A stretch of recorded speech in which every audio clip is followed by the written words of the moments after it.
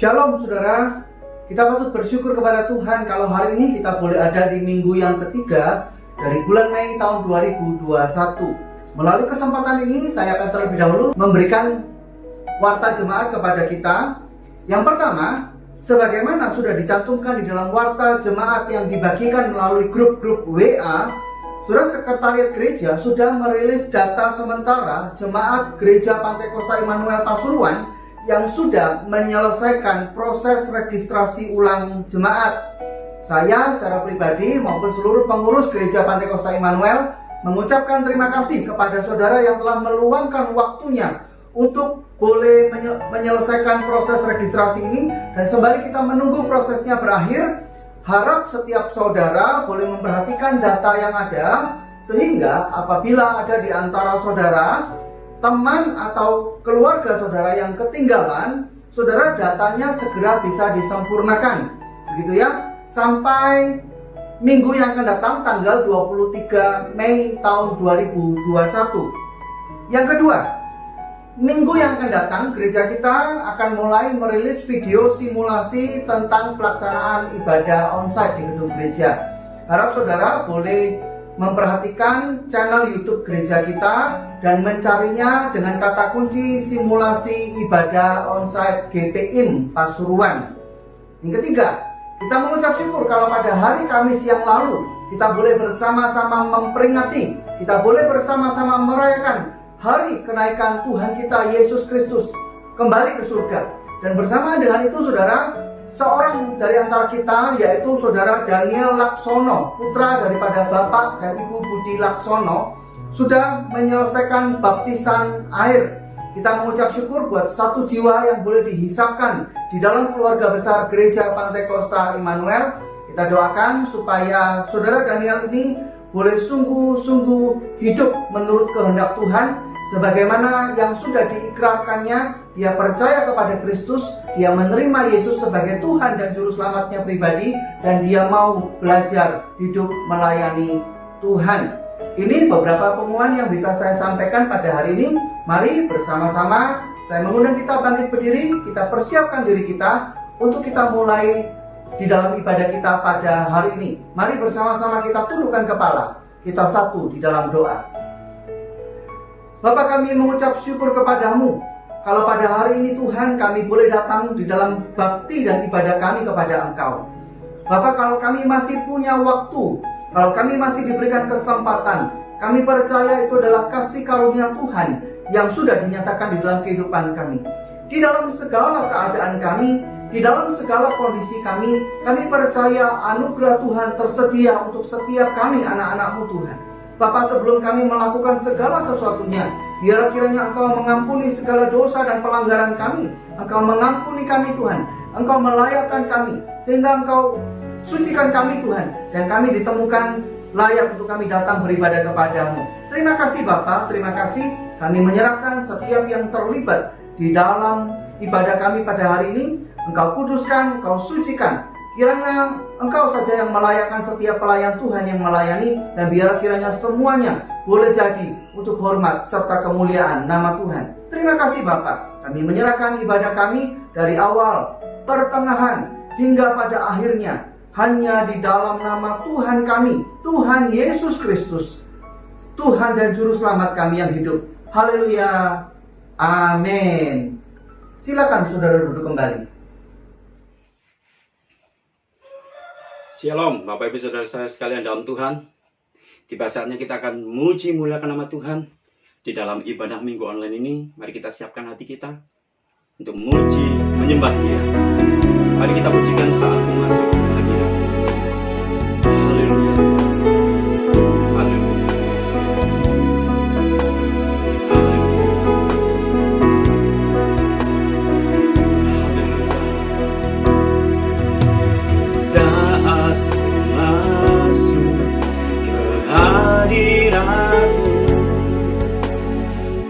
Tersungguh dan sembah, ku persembahkan korban syukurku yang terbaik bagimu.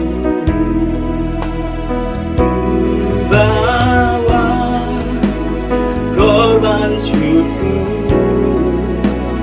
ke tempat kudus-Mu Tuhan.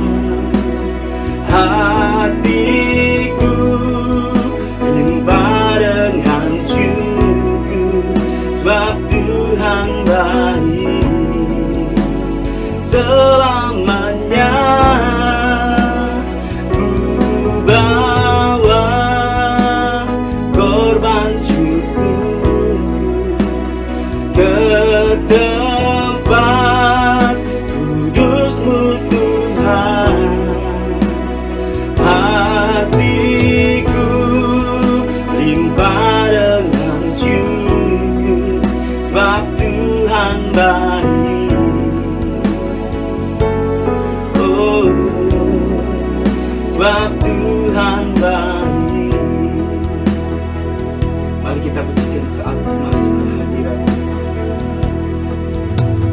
Saat masuk ke hadirat-Mu, ku tersungkur dan sembah.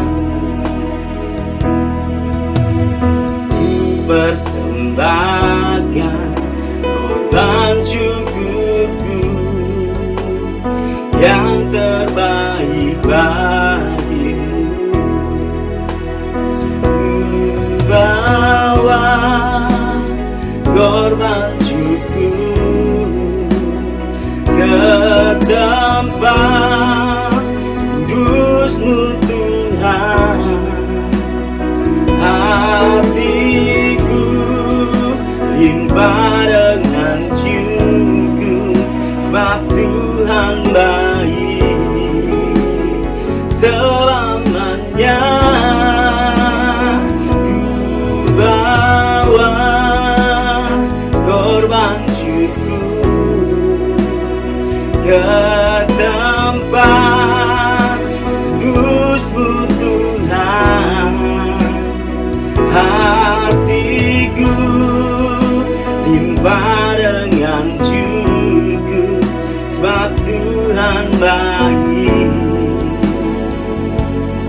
Oh, sebab Tuhan baik. Haleluya, kita sembah Dia. Haleluya, kami sembah Kau Tuhan, kami tinggikan Kau Tuhan. Haleluya. Mari semua jemaat, saya undang untuk bangkit berdiri. Mari kita sembah Dia, mari kita tinggikan Dia. Haleluya, haleluya, kami sembah Kau Tuhan.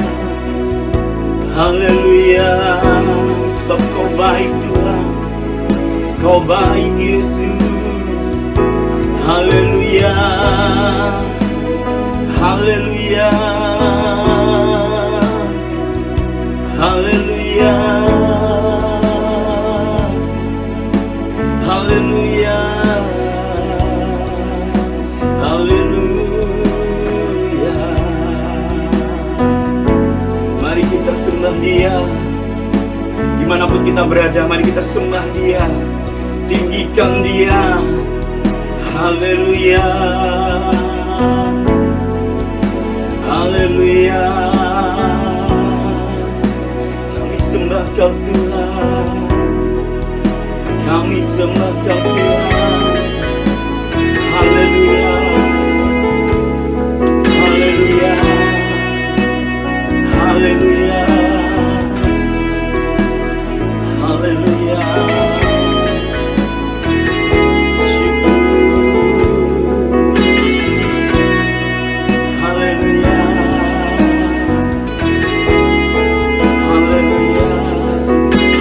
Terima kasih Tuhan, terima kasih.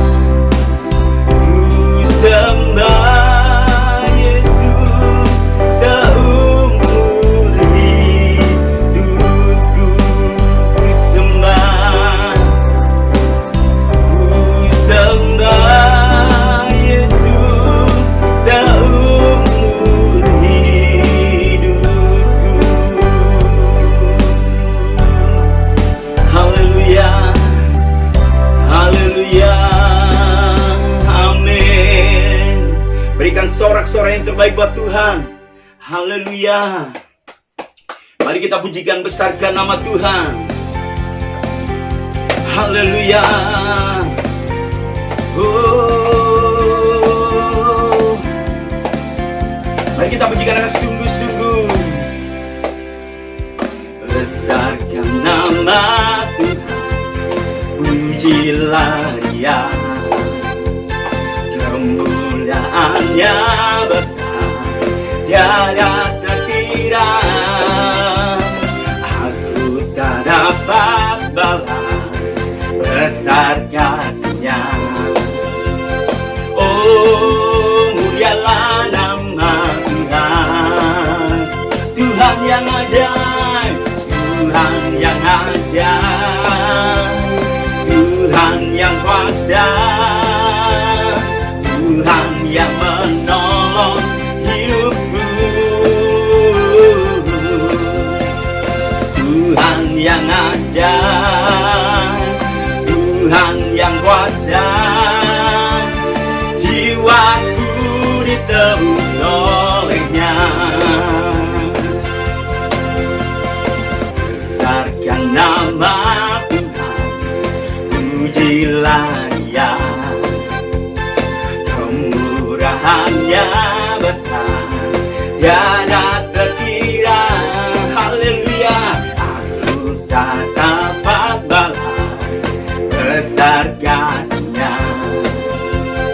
Oh, mulialah nama Tuhan, Tuhan yang ajaib, Tuhan yang ajaib, Tuhan yang kuasa, Tuhan yang menolong hidupku,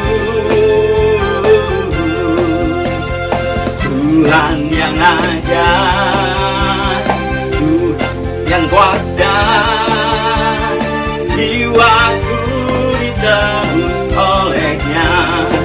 Tuhan yang ajaib, Tuhan yang ajaib, Tuhan yang kuasa, Tuhan yang menolong hidupku, Tuhan yang ajaib, Tuhan yang kuasa, jiwaku ditebus oleh-Nya. Mari kita pujikan sekali lagi, besarkan nama Tuhan, besarkan nama Tuhan, pujilah Dia. Kemurahan-Nya, kemurahan-Nya besar, tiada terkira. Aku tak dapat balas besar kasih-Nya. Oh, mulialah nama Tuhan, Tuhan yang ajaib, Tuhan yang ajaib, Tuhan yang kuasa, Tuhan yang menolong hidupku, Tuhan yang ajaib, Tuhan yang kuasa, jiwaku ditebus oleh-Nya. Tuhan yang ajaib, Tuhan yang ajaib, Tuhan yang kuasa, Tuhan yang menolong hidupku, Tuhan yang ajaib, Tuhan yang kuasa, jiwaku ditebus oleh-Nya. Jiwaku ditebus oleh-Nya. Haleluya. Jiwaku ditebus oleh-Nya. Berikan sorak-sorai yang terbaik buat Tuhan. Haleluya. Mari kita pujikan pujian berikutnya. Firman-Mu Tuhan, pelita bagi kakiku.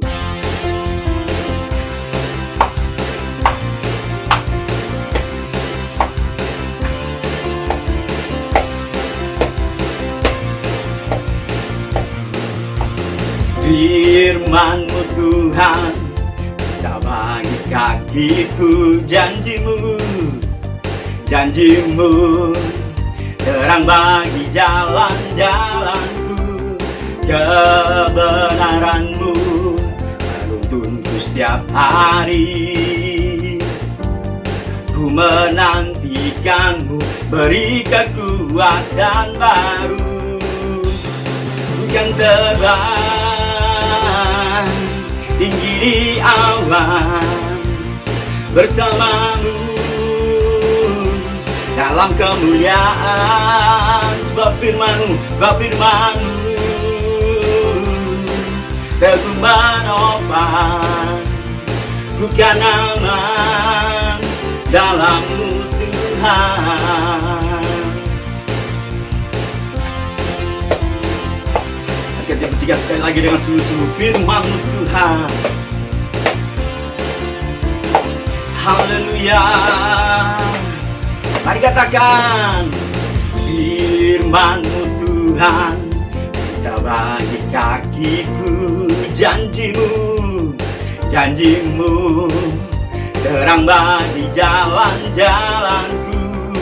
Kebenaran-Mu menuntunku setiap hari.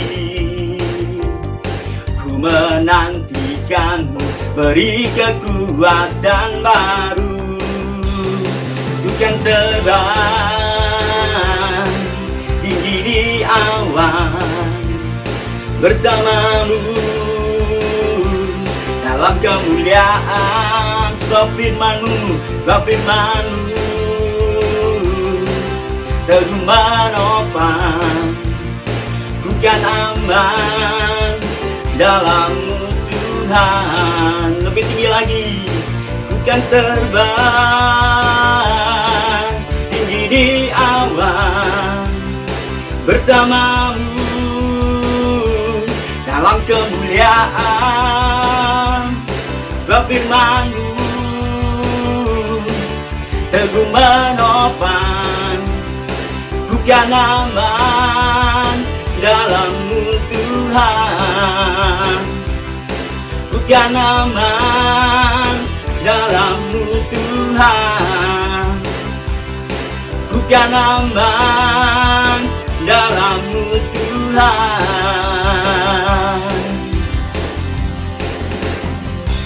Haleluya. Silakan duduk Bapak Ibu Saudara sekalian dalam Tuhan. Tiba saatnya kita akan memberikan terbaik buat Tuhan melalui persembahan kita. Mari kita siapkan untuk memberikan terbaik buat Tuhan. Mari kita pujikan pujian firman, yaitu bagaikan bejana siap minum. Haleluya. Haleluya.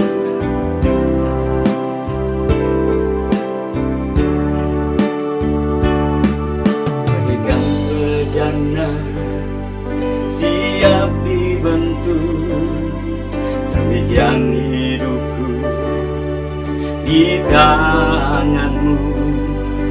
Dengan urapan kuasa Roh-Mu, ku dibarui selalu.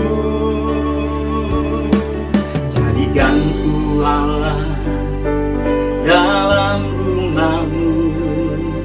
Inilah hidupku di tangan-Mu.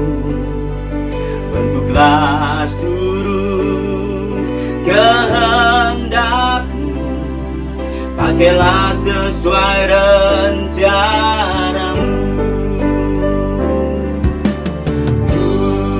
Ku mau seperti-Mu Yesus,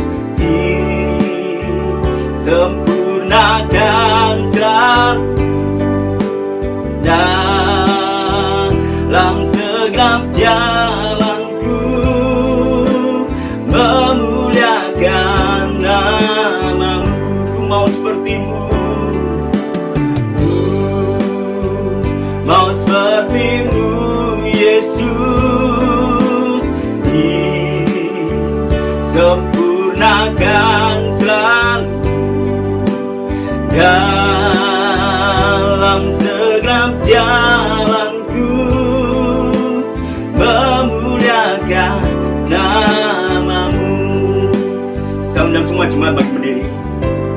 Mari kita pujikan bagaikan bejana. Bagaikan bejana siap dibantu, demikian hidupku di tanganmu. Dengan urapan kuasa Roh ku dibarui selalu. Jadikan ku Allah dalam rumahmu, inilah hidupku di tanganmu. Bentuklah seluruh kehendakmu, pakailah sesuai rencanamu. Ku mau sepertimu, ku mau sepertimu Yesus, disempurnakan selalu dalam segenap jalanku, memuliakan namamu. Ku mau sepertimu, mau sepertimu Yesus, disempurnakan selalu dalam segenap jalanku, memuliakan namamu. Haleluya, haleluya, kami sembah Kau Tuhan.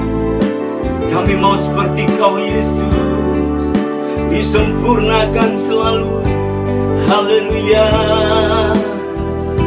oh haleluya, haleluya Yesus, haleluya, haleluya, haleluya Yesus, haleluya. Terpuji namamu Tuhan, terpuji namamu Yesus, haleluya, haleluya.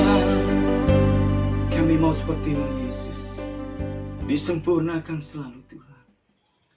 Amin.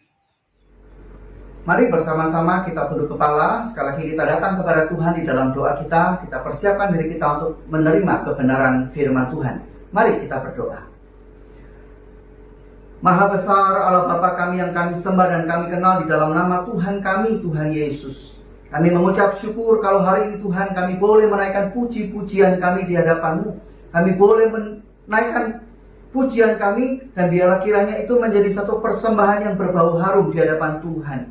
Bapa kami percaya Engkau Tuhan yang bertahta di atas pujian umat-Mu dan ada kuasa yang besar ketika umat-Mu dengan sungguh-sungguh bersukacita menaikkan pujian di hadapan Engkau Tuhan. Terima kasih Bapa, terima kasih. Kini tiba waktunya bagi kami untuk kami datang kepada firman-Mu. Kami akan mendengar kebenaran firman-Mu dan biarlah kiranya kuasa Roh Kudus sekali lagi dinyatakan kepada setiap kami. Biarlah kiranya hati dan pikiran kami boleh menjadi seperti tanah yang subur yang siap ditaburi benih kebenaran firman-Mu Tuhan. Dan firman-Mu itu boleh berbuah 30, 60, bahkan 100 kali ganda di dalam kehidupan kami. Terima kasih Bapa. Berfirmanlah, kami siap menerimanya. Di dalam nama Tuhan kami, Tuhan Yesus Kristus, kami berdoa. Kami mengucap syukur. Haleluya. Amin. Silakan saudara duduk kembali. Saudara melanjutkan pemberitaan firman Tuhan dalam minggu ini. Saudara, kita kembali akan bersama-sama merenungkan satu bagian firman Tuhan yang diambil dari 1 Korintus 15. Surat 1 Korintus pasal yang ke-15. Hari ini saya mengajak kita boleh membaca ayat yang ke-20 sampai 26. 1 Korintus pasal yang ke-15, bersama-sama kita akan merenungkan ayat yang ke-20 sampai ayat 26. Saudara bisa perhatikan Alkitab masing-masing, saya akan bacakan buat setiap kita. Demikian bunyi firman Tuhan. Tetapi yang benar ialah bahwa Kristus telah dibangkitkan dari antara orang mati sebagai yang sulung dari orang-orang yang telah meninggal. Sebab sama seperti maut datang karena satu orang manusia, demikian juga kebangkitan orang mati datang karena satu orang manusia. Karena sama seperti semua orang mati dalam persekutuan dengan Adam, demikian pula semua orang akan dihidupkan kembali dalam persekutuan dengan Kristus. Tetapi tiap-tiap orang menurut urutannya. Kristus sebagai buah sulung, sesudah itu mereka yang menjadi miliknya pada waktu kedatangannya. Kemudian tiba kesudahannya, yaitu bila mana ia menyerahkan kerajaan kepada Allah Bapa, sesudah ia membinasakan segala pemerintahan, kekuasaan, dan kekuatan.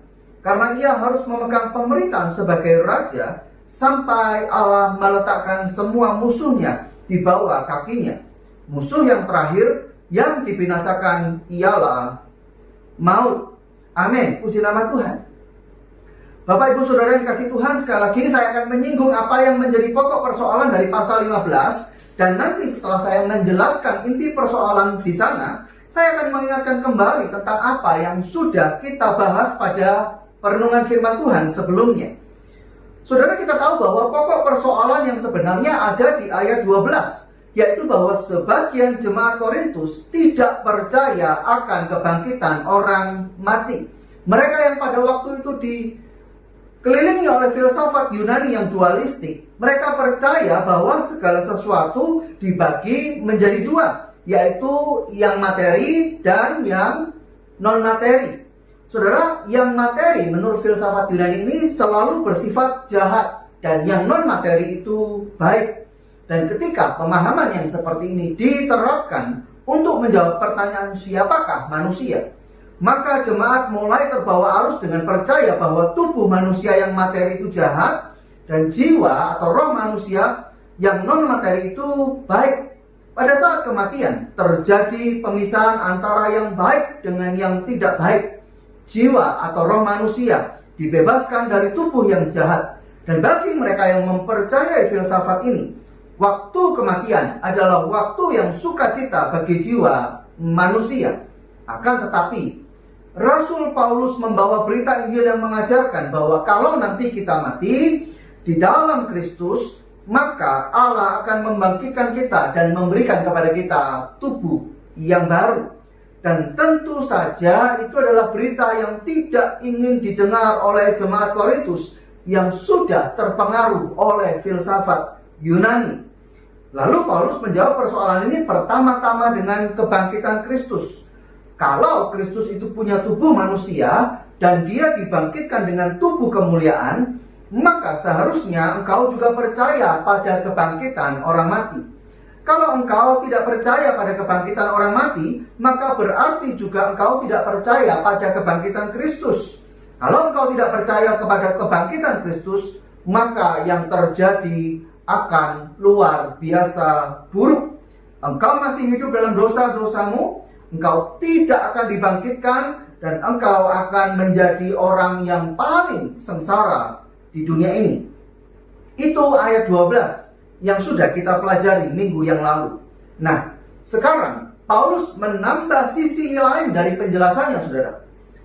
Pertanyaannya sekarang adalah, apa kaitan antara kebangkitan Kristus dengan kebangkitan kita? Kebangkitan Kristus, kebangkitan manusia, di mana letak hubungan satu dengan yang lain? Saudara, semuanya ada di ayat 20. Mari kita perhatikan lagi ayat yang ke-20.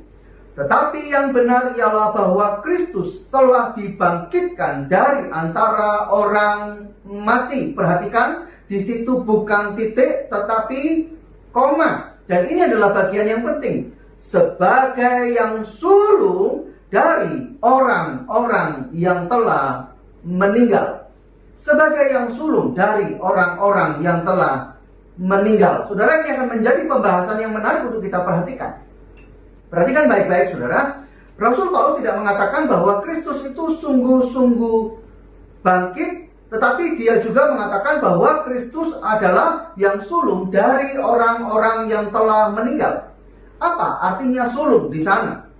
Saudara, kata asli yang dipakai di ayat 20 adalah aparke. Kata aparke muncul berkali-kali di dalam Alkitab. maupun di luar Alkitab. Kata ini punya arti yang cukup beragam. Mungkin saudara belum pernah mendengar kata aparke, tetapi saya percaya bahwa ada cukup banyak di antara kita yang pernah mendengar istilah buah sulung atau first fruit. Pernah mendengar istilah ini, saudara? Menariknya, penterjemah Lembaga Alkitab Indonesia ketika menemukan kata aparke yang sama di ayat 20 dan 23, mereka menerjemahkannya berbeda. Coba kita lihat sekali lagi ayat yang ke-23. Tetapi tiap-tiap orang menurut urutannya, Kristus sebagai buah sulung. Saudara, semua Alkitab versi bahasa Inggris menerjemahkan baik ayat 20 dan ayat 23 sebagai buah sulung. Tetapi penterjemah Alkitab Indonesia tidak menerjemahkan ayat 20 ini sebagai buah sulung. Saya bisa mengerti karena memang aparke tidak selalu berhubungan dengan buah. Bisa saja berhubungan dengan orang atau benda-benda yang lain. Tetapi kita harus mengakui bahwa berkaitan dengan Alkitab kita, khususnya di kitab bilangan atau imamat, saudara, kata ini berkaitan dengan buah sulung. Buah sulung itu artinya begini, saudara. Pada waktu orang-orang Yahudi pertama kali memanen, mereka yang memanen pertama kali disebut sebagai buah sulung. Jadi kalau misalkan saudara punya kebun mangga, lalu kemudian pada saat pohon mangga saudara mulai mengeluarkan buah, maka saudara akan menunggu. Begitu buahnya matang, maka saudara petik semua buah yang sudah matang, dan itulah buah sulung. Setelah itu kan masih ada buah-buah yang lain yang akan menyusul, saudara. Itu bagian saudara, saudara boleh pakai untuk kebutuhan saudara sendiri atau saudara jual. Tetapi buah sulung tadi, yang panen pertama tadi, itu menjadi milik Tuhan. Dan itulah yang menjadi latar belakang munculnya pengajaran tentang persembahan sulung. Saudara, kalau saudara pernah mendengar pengajaran tentang persembahan sulung, maka latar belakangnya seperti tadi yang sudah saya jelaskan. Aparke dalam arti yang pertama adalah kita persembahkan kepada Tuhan, dibawa ke rumah Tuhan. Atau kalau orang non-Yahudi, mereka akan membawanya ke dalam kuil-kuil dewanya. Tetapi saya yakin bahwa konsep yang seperti ini tidak ada di dalam pemikiran Rasul Paulus ketika dia menuliskan 1 Korintus 15. Mengapa tidak ada, saudara?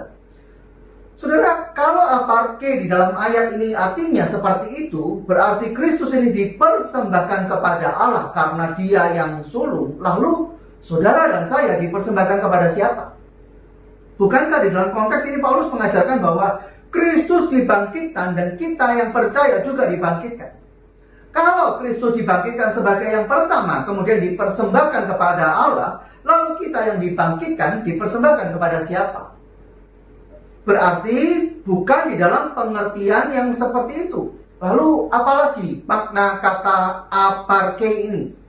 Saudara, makna yang kedua adalah makna kronologis atau bicara soal urutan. Kata aparke bisa juga muncul tanpa kaitan dengan ritual apapun, saudara. Ketika dikatakan yang pertama, yang sulung, itu berarti nomor urutan, gitu ya. Bicara tentang yang pertama, yang nomor satu dari serangkaian urutan yang kemudian. Saudara, kalau misalkan saudara naik kereta api, semua tahu kan gerbong kereta api? Nah, lokomotif yang pertama itu disebut aparke. Dia yang pertama dari serangkaian yang menyusul berikutnya. Dalam pemahaman yang kedua ini, aparke adalah urutan yang pertama dari urut-urutan yang berikut. Tetapi saya percaya bukan dalam pengertian yang seperti ini juga Paulus sedang berbicara. Rasul Paulus tidak menyebutkan Kristus sebagai yang sulung, di dalam artian bahwa Kristus yang pertama, lalu kemudian kita yang percaya kepadanya menyusul di belakang. Saudara, di dalam perjanjian lama kita melihat bahwa ada anak janda Sarfat yang dibangkitkan oleh Elia. Lalu 2 Raja-Raja 13 juga menyebutkan ada orang mati yang diusung. Lalu kemudian karena pengusungnya melihat gerombolan orang Moab, mereka menjadi ketakutan Lalu mereka melemparkan mayat itu ke kuburan Elisa, dan begitu mayat itu kena kepada tulang-tulang Elisa, mayat itu bangkit lagi. Di dalam perjanjian baru, Lukas pasal 7 menyebutkan bahwa ada anak laki-laki dari kota Nain yang mati, lalu kemudian rombongan pembawa mayatnya ketemu dengan Tuhan Yesus, dan anak itu akhirnya dibangkitkan lagi. Dan satu peristiwa yang paling terkenal, saya percaya saudara pasti ingat peristiwa ini. Satu orang yang sudah 4 hari dikuburkan, tetapi kemudian dibangkitkan lagi. Siapa saudara?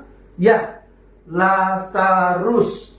Nah, sebetulnya sebelum kebangkitan Kristus, secara kronologis sudah ada kebangkitan yang lain.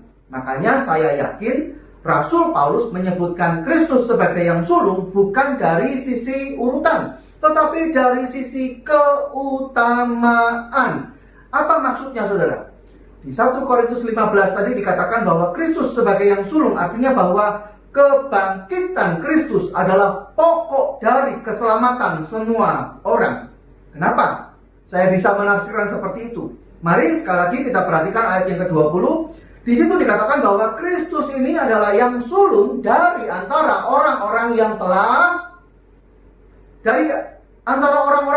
apa saudara? Dari antara orang-orang yang telah meninggal, bukan yang telah dibangkitkan. Saudara, di mana letak perbedaannya? Kalau Kristus itu menjadi yang sulung dari antara orang-orang yang telah dibangkitkan, maka artinya bahwa dia dibangkitkan dan kebangkitannya hanya memayungi orang-orang yang sesudah dia. Artinya Abraham, Henokh, Musa, Daud, dan semua orang benar sebelum Kristus tidak mendapat bagian di dalam kebangkitan Kristus. Kenapa? Kalau dikatakan dia yang pertama dari yang telah dibangkitkan. Tetapi Paulus tidak salah di sini. Kristus bukan yang pertama dari orang-orang yang telah dibangkitkan, tetapi dari orang-orang yang telah meninggal. Dengan kata lain, kebangkitan Kristus memayungi orang-orang percaya dari zaman Adam sampai ke zaman Kristus, dan dari zaman Kristus sampai nanti kedatangannya yang kedua kali. Semua orang benar yang mati mendapat bagian dalam kebangkitan karena sudah diwakili atau dikenakan oleh Kristus. Saudara, mungkin ada di antara kita yang pernah bertanya-tanya bagaimana nasib orang benar sebelum Kristus ada di dunia. Ada di antara saudara yang pernah mempertanyakan, lah kalau keselamatan itu hanya ada di dalam Kristus, lalu bagaimana nasib orang benar di zaman sebelum Kristus? Jawabannya, nasib mereka baik-baik saja. Tetapi bagaimana mereka bisa masuk surga? Atas dasar apa mereka masuk surga dan menerima tubuh kebangkitan? Dasarnya sama saudara, karya kebangkitan Kristus. Karena apa yang dikerjakan Kristus di atas kayu salib bukan saja berguna untuk masa sesudahnya, tetapi bahkan sepanjang zaman. Makanya dia menjadi yang pertama dari antara orang-orang yang meninggal, bukan orang yang telah dibangkitkan. Sekali lagi saudara, ini adalah pemahaman yang sangat penting. Kebangkitan Kristus bukan hanya punya dampak bagi orang-orang setelah dia, tetapi kebangkitan Kristus adalah sebuah peristiwa yang mempengaruhi keadaan manusia dari zaman Adam sampai nanti kedatangannya yang kedua kali. Saudara sekalian kasih Tuhan, apa pentingnya pemahaman ini bagi kita? Saya mengajak kita kembali ke ayat yang ke-19. Dikatakan di sana, jikalau kita dalam hidup ini saja menaruh pengharapan pada Kristus, maka kita adalah orang-orang yang paling malang dari segala manusia. Dengan gaya bahasa yang berbeda, ayat ini mengatakan, kalau saudara dan saya hanya berharap kepada Kristus untuk perkara-perkara di dalam dunia ini saja, kalau saudara hanya menempatkan Kristus sebatas sebagai pribadi yang memenuhi kebutuhan saudara, atau bahkan kalau saudara hanya percaya Kristus demi mencari mujizat dan berkat-berkat yang lain, maka saudara akan menjadi orang-orang yang paling malang dari segala manusia. Kenapa saya katakan seperti itu? Coba kita perhatikan saudara, bukankah sebelum Kristus sudah ada Lazarus yang dibangkitkan dari antara kematian. Mengapa kemudian kebangkitan Lazarus orang benar itu tidak bisa menjadi pokok keselamatan bagi kita? Bukankah di zaman Kristus dan di zaman Perjanjian Lama ada orang-orang benar yang mendapatkan berkat serta mujizat yang luar biasa? Lalu kenapa semuanya itu tidak bisa menjadi pengharapan kita? Mari sekarang kita perhatikan ayat yang ke-22. Karena sama seperti semua orang mati dalam persekutuan dengan Adam, demikian pula semua orang akan dihidupkan kembali dalam apa? Dalam persekutuan dengan Kristus. Saudaraku, baik Lazarus, baik pemuda dari Nain, anak janda Sarfat, mereka memang bangkit dari kematian. Tetapi ingat, mereka tidak dibangkitkan dengan tubuh kemuliaan seperti Kristus. Dan akhirnya mereka mati lagi. Kalau di akhir hidup mereka, mereka tidak ditemukan sebagai orang-orang benar, maka kematian mereka akan menjadi kebinasaan untuk selama-lamanya. Belum lagi kita ingat, lebih dari 2 juta bangsa Israel yang keluar dari Mesir, mereka mendapatkan mujizat yang luar biasa. Mereka mendapatkan berkat jasmani dan dipelihara Tuhan dengan cara yang ajaib. Tetapi bagaimana akhir daripada kehidupan mereka? Semuanya, kecuali Yosua dan Kaleb, binasa di padang gurun. Dan ayat ke-22 tadi mengatakan, semua orang akan dihidupkan dalam persekutuan dengan Kristus. Pertanyaan saya adalah, ada berapa banyak di antara kita yang di dalam waktu kehidupan yang sangat terbatas ini bisa melihat persekutuan dengan Kristus sebagai sesuatu yang sangat utama, sangat penting, patut diprioritaskan di dalam hidup ini? Ada berapa banyak di antara kita yang bisa melihat dengan mata rohani yang jernih mana aktivitas-aktivitas yang sangat penting untuk dikerjakan, mana yang kurang penting, dan mana yang tidak penting? Saudara, bukan 1 atau 2 kali saja saya menemukan orang-orang yang bergereja atau melakukan aktivitas-aktivitas rohani, tetapi nyatanya mereka melakukannya bukan karena mereka terikat kepada Kristus, tetapi mereka terikat kepada kebutuhannya sendiri. Ada berapa banyak orang yang beribadah bukan karena mereka rindu mencari Tuhan, tetapi karena mereka mau mencari sesuatu yang memuaskan kebutuhannya. Entah itu berkat jasmani, entah itu mujizat kesembuhan, kelepasan dari persoalan ekonomi, dan lain sebagainya. Sementara dari apa yang kita renungkan hari ini, Rasul Paulus mengatakan bahwa kebangkitan Kristus itulah yang menjadi pokok keselamatan bagi mereka yang ada di dalam persekutuan dengan Dia. Bapak Ibu Saudara dikasih Tuhan, saya ingin menutup renungan firman Tuhan pada hari ini dengan mengajak saudara untuk memikirkan satu hal. Benarkah saudara sungguh-sungguh percaya akan kebangkitan tubuh? Atau jangan-jangan filsafat Yunani yang dulu pernah mempengaruhi jemaat Korintus juga sekarang mempengaruhi hidup saudara?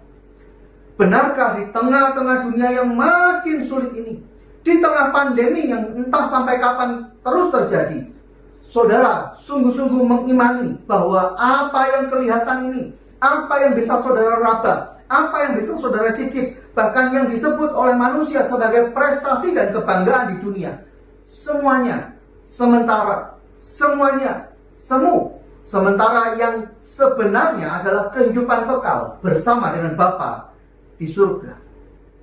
Saudara, melalui perenungan ini, saya ingin agar setiap kita bisa menempatkan prioritas yang benar dalam kehidupan ini. Saya ingin agar setiap kita belajar menyadari bahwa di waktu kehidupan yang sangat terbatas di dunia ini, ada berkat Tuhan yang nilainya lebih daripada apapun juga. Dan itu adalah kebangkitan Kristus. Ini bukan peristiwa dongeng. Peristiwa ini bukan penting untuk diketahui hanya untuk menambah pengetahuan kita saja. Tetapi saya rindu agar setiap kita punya cara pandang yang tepat terhadap kehidupan. Dan pengetahuan akan kebenaran ini sungguh-sungguh membebaskan saudara dari perkara-perkara yang tidak perlu di dalam kehidupan ini. Jangan sampai kita menjadi pribadi yang mengabaikan anugerah Tuhan yang luar biasa, dan kemudian justru menghabiskan waktu dan kesempatan yang ada di dalam urusan-urusan yang fana. Gunakan setiap berkat dan kesempatan yang Tuhan anugerahkan untuk mengejar perkara-perkara yang kekal. Dan saya percaya saudara tidak akan pernah menemukan penyesalan di dalamnya. Ayat yang terakhir, Filipi pasal yang ketiga ayat 13 dan 14. Surat Filipi pasal yang ketiga ayat yang ke-13 dan 14. Demikian bunyi firman Tuhan. Saudara-saudara, aku sendiri tidak menganggap bahwa aku telah menangkapnya, tetapi ini yang kulakukan. Aku melupakan apa yang telah di belakangku dan mengarahkan diri kepada apa yang di hadapanku, dan berlari-lari kepada tujuan untuk memperoleh hadiah, yaitu panggilan surgawi dari Allah dalam Kristus Yesus. Kiranya firman Tuhan pada hari ini boleh memberkati setiap kita, membangkitkan iman kita, dan mendorong kita untuk berkomitmen hidup di dalam persekutuan dengan Tuhan. Tuhan Yesus memberkati. Amin. Mari bersama-sama kita persiapkan diri kita untuk kita masuk di dalam doa syafaat. Kita akan berdoa untuk beberapa hal. Nanti kemudian di akhir doa kita akan bersama-sama akhiri dengan doa Bapa kami. Mari bersama-sama kita tundukkan kepala kita satu di dalam doa. Bapa kami datang kepadamu, kami mengucap syukur buat firman Tuhan yang sudah boleh bersama-sama kami renungkan. Bapa, melalui kebenaran ini kami mengucap syukur bahwa kami yang percaya kepadamu benar-benar diyakinkan, benar-benar percaya bahwa ketika kami percaya kepada Engkau, kami mempercayai kebangkitan Engkau. Tuhan, kami adalah orang-orang yang mendapat bagian di dalam kebangkitan kekal, dan kami akan mendapatkan tubuh kemuliaan sama seperti Kristus. Bapa, inilah satu kebenaran yang patut kami syukuri. Kami sadari bersama bukan karena kuat kami, bukan karena hebat kami, bukan juga oleh jasa kami, oleh perbuatan kami Tuhan. Ini semata-mata boleh terjadi karena kasih karunia serta anugerah Tuhan bagi setiap kami. Bapak, biarlah kiranya melalui kebenaran firman yang sudah kami renungkan ini, Tuhan, kami boleh melihat, kami boleh menempatkan prioritas yang penting dalam kehidupan kami, bahwa mereka yang hidup di dalam persekutuan dengan Kristuslah yang akan menerima janji Tuhan ini. Dan biarlah kiranya kami, Tuhan, di dalam kehidupan kami memiliki prioritas hidup yang benar, memiliki cara pandang yang benar terhadap kehidupan ini, akan apa yang penting untuk kami kerjakan, apa yang penting untuk kami lakukan Tuhan dalam kehidupan kami selama kami ada di dunia ini. Terima kasih Bapa, terima kasih. Berkati iman dan kerohanian jemaat, biarlah kiranya Engkau sendiri yang tolong, Engkau sendiri yang taruh ke dalam hati setiap jemaat Tuhan kerinduan untuk hidup terus di dalam persekutuan dengan Engkau Tuhan. Terima kasih Bapa, terima kasih. Di dalam kesempatan ini tidak lupa kami berdoa untuk bangsa dan negara kami. Secara khusus Tuhan, kami mau berdoa buat kondisi kesehatan bangsa dan negara kami pasca libur lebaran ini Tuhan. Bapak, ketika orang-orang akan kembali bekerja, mereka yang dari daerah-daerah akan kembali ke kota-kota besar, biarlah kiranya Tuhan, Engkau sendiri yang merahmati mereka dengan kesehatan, dengan tubuh yang sehat Tuhan, kondisi tubuh yang prima. Biarlah kiranya tidak terjadi lonjakan penderita COVID-19 di bangsa dan negara kami. Kami rindu Tuhan, kondisi bangsa dan negara kami stabil. Kami rindu Tuhan, bahkan kondisi bangsa dan negara kami boleh dipulihkan kembali. Kami terus berdoa untuk pemerintah, untuk aparat negara yang mengusahakan apa-apa yang baik untuk dikerjakan bagi masyarakat kami Tuhan. Dan biarlah kiranya Engkau memberkati apa yang menjadi usaha dan pekerjaan mereka. Engkau memberkati setiap langkah yang mereka kerjakan. Terima kasih Bapa, terima kasih. Tidak lupa kami juga berdoa buat kondisi ekonomi, perbaikan dunia bisnis dan pekerjaan, dunia industri Tuhan. Pasca libur lebaran ini, biarlah kiranya ini boleh menjadi momen di mana roda ekonomi bangsa dan negara kami kembali membaik, menjadi semakin lebih baik Tuhan. Biarlah kiranya di dalam masa ini Tuhan, Engkau memberkati secara khusus Anak-anakmu di mana saja mereka berada, apa yang mereka upayakan, Engkau campur tangan. Engkau yang akan membuatnya berhasil. Terima kasih Bapa, terima kasih. Secara khusus berdoa juga buat jemaat gereja Pantai Kosta Immanuel. Dimanapun mereka berada, Tuhan Engkau memberkati. Engkau melihat, Engkau melawat kondisinya, Engkau campur tangan di dalam segala yang dikerjakan. Dan biarlah kiranya semuanya boleh dikerjakan untuk hormat serta kemuliaan nama Tuhan. Bagi jemaat yang berhadapan dengan pergumulan, persoalan, permasalahan Tuhan, baik itu permasalahan ekonomi, permasalahan keluarga, permasalahan pekerjaan, permasalahan apapun juga, Tuhan kami serahkan, kami pasrahkan hanya di dalam nama Tuhan kami, Tuhan Yesus Kristus. Kami percaya di dalam nama Yesus ada kuasa yang besar, di dalam nama Yesus ada kemenangan besar. Dan kami percaya ketika kami hidup seturut dengan firman-Mu Tuhan, Engkau sendiri akan mengajar kami bagaimana kami boleh mengatasi persoalan-persoalan kami. Terima kasih Bapa, terima kasih. Biarlah kiranya jemaat-Mu tidak mengandalkan sesuatu yang lain, harapan dan kehidupan mereka hanya mereka letakkan di bawah kuasa salib-Mu Tuhan. Dan hanya di dalam kekuatan Engkau saja kami boleh hidup, kami boleh berharap. Terima kasih Tuhan, terima kasih. Ini seru doa kami, ini permohonan yang kami alaskan hanya di dalam nama Tuhan kami, Tuhan Yesus Kristus, Tuhan dan Juru Selamat kami yang hidup, yang sudah mengajar kami berdoa demikian. Bapa kami yang di surga, dikuduskanlah nama-Mu, datanglah kerajaan-Mu, jadilah kehendak-Mu di bumi seperti di surga. Berikanlah kami pada hari ini makanan kami yang secukupnya, dan ampunilah kami akan kesalahan kami, seperti kami juga mengampuni orang yang bersalah kepada kami. Dan janganlah membawa kami ke dalam pencobaan, tetapi lepaskanlah kami daripada yang jahat. Karena Engkaulah yang punya kerajaan dan kuasa dan kemuliaan sampai selama-lamanya. Amin. Mari saya mengajak kita bangkit berdiri. Kita akan mengakhiri ibadah kita pada hari ini. Bersama-sama kita akan naikkan Bapa. Terima kasih.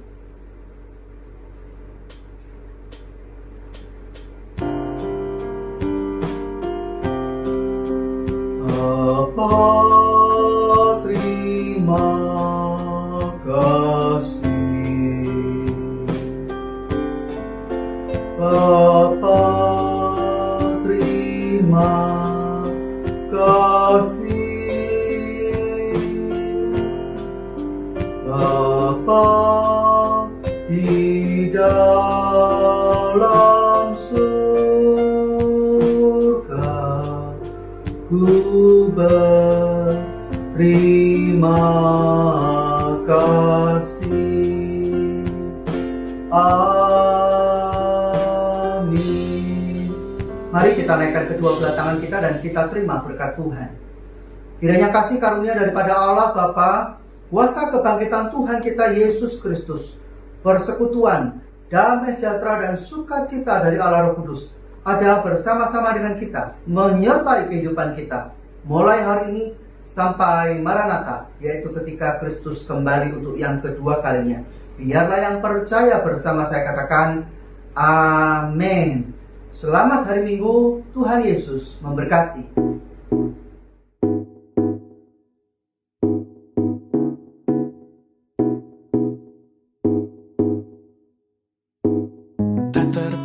Kebesaran-Mu dan tak terbanding kekuatan-Mu Tuhan, Kau megah bagiku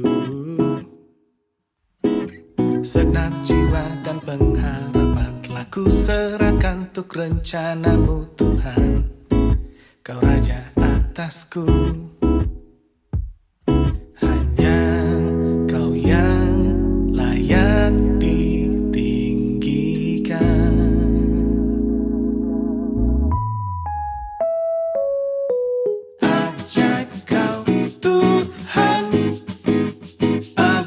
Perkasa, Kau sumber kemenanganku, layak berkuasa, memerintah selamanya.